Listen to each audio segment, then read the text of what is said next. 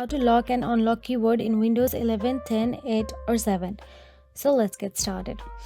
First, reconnect the keyboard to ensure it is properly connected. Ensure the num lock key is disabled and press Windows plus L to lock the keyboard instantly.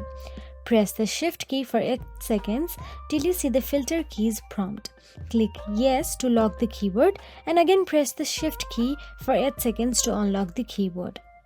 Now, in order to unlock the keyboard using the Settings app, press Windows plus I to open the Settings app and go to the Accessibility, then select Keyboard from there. Toggle on the switch for sticky keys and filter keys to lock the keyboard, and toggle off the switch for both to unlock the keyboard. So that is it. If you found this video helpful, please like, share and subscribe, and thank you so much for watching.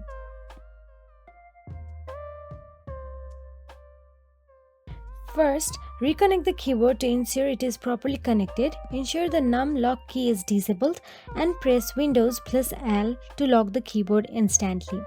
Press the Shift key for 8 seconds till you see the filter keys prompt.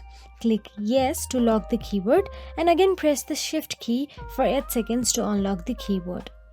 Now, in order to unlock the keyboard using the Settings app, press Windows plus I to open the Settings app and go to the Accessibility, then select Keyboard from there.